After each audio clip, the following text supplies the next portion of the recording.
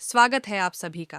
दोस्तों, हम ट्रेडिंग करते हैं प्रॉफिट बनाने के लिए, लेकिन कोई इस बात पे ज़्यादा ध्यान नहीं देता कि कौन सा दिन इंट्राडे ट्रेडिंग का दिन नहीं है।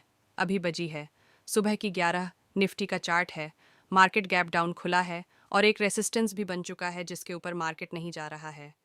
तो ज़्यादातर ट्रेडर्स इसी इंतज़ार में होंगे कि मार्केट जब भी इस रेजिस्टेंस को ब्रेक करेगा तो वो कॉल साइड की पोजीशन बनाएंगे। लेकिन वो ये भूल गए हैं कि लास्ट दिन का रेसिस्टेंस लेवल भी ठीक आज के रेसिस्टेंस के ऊपर ही है। मैं लास्ट दिन के रेजिस्टेंस की लाइन और लंबी कर देता हूँ ताकि आपको साफ दिख सके। अब किसी ने मुझे कमेंट किया था कि ट्रेडिंग व्यू का ब्लैक बैकग्राउंड होने के कारण कुछ प्रॉब्लम है। तो लो भाई, बैकग्राउंड वाइट कर देते हैं ताकि आपको साफ स्पष्ट नज़र आ जाए। दोनों रेसिस्टेंस की लाइंस भी लाल कर देते हैं। अब दोनों रेसिस्टेंस के लिए मैं दो अलग अलग बॉक्स लगा देता हूँ। रेजिस्टेंस 1 करीब 12 बजे से 1 बजे के लिए, और रेजिस्टेंस 2 इस टाइम से आधे घंटे आगे यानी 1:30 के लिए। साथियों, ध्यान देना, इन दोनों रेसिस्टेंस के बीच सिर्फ 20 पॉइंट का फ़र्क है। इसीलिए आज ये रेसिस्टेंस से ऊपर बाजार सस्टेन कर सके ये मुमकिन नज़र नहीं आ रहा। यहाँ लिख भी देते हैं 20 पॉइंट्स याद रह जाए इसीलिए, और लास्ट दिन का सपोर्ट भी आगे तक लाइन खींच लेते हैं। और यहाँ भी एक बॉक्स बना देते हैं सपोर्ट लिखकर। इस सपोर्ट तक आज बाजार नहीं आ पाएगा, फिर भी लेवल सारे पता होने चाहिए। अब देखिए, हमारा पहला रेजिस्टेंस मार्केट क्रॉस करने की कोशिश कर रहा है, और यहीं पर ज़्यादातर ट्रेडर्स इसलिए ट्रेड लेंगे क्योंकि रेजिस्टेंस टूटा है।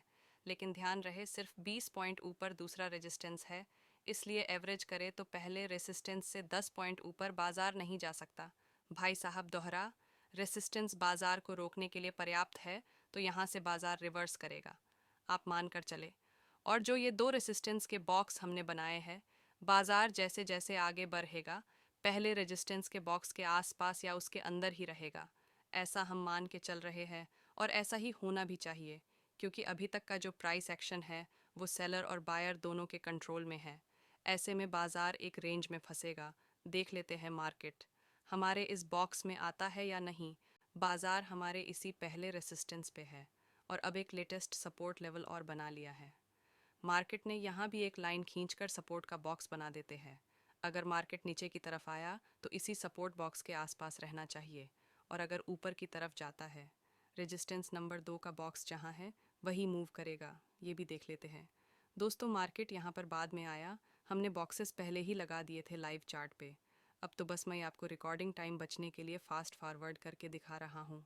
तो हमने सुबह 11 बजे ही ये प्रिडिक्ट कर लिया था कि बाजार आज एक रेंज में ही रहने वाला है, और हुआ भी यही। हालांकि बाजार गैप डाउन ओपन हुआ तो ये गैप बाजार कवर ज़रूर करेगा, लेकिन अभी फ़िलहाल 3 बजने को है। अब हो सकता है कि बाजार ऊपर की चाल बनाए और फिर नेक्स्ट दिन इस गैप को कवर करे। लेकिन आज का दिन ऑप्शन बायर का नहीं है, क्योंकि बाजार एक रेंज में फंसेगा। ये सुबह ही लग गया था, एक बार रेसिस्टेंस ब्रेक भी हुआ उस समय। जिसने भी कॉल में एंट्री ली होगी उसका स्टॉप लॉस हिट हुआ होगा। तो फिर ऐसे दिन में ट्रेड करने से बचने में ही हमारी भलाई है। दोस्तों, ज़रूरी नहीं कि हर दिन ट्रेड किया जाए जो दिन लग रहा है। बायर सेलर दोनों एक्टिव है, ऐसे दिन ट्रेड न करना ही बेहतर होता है।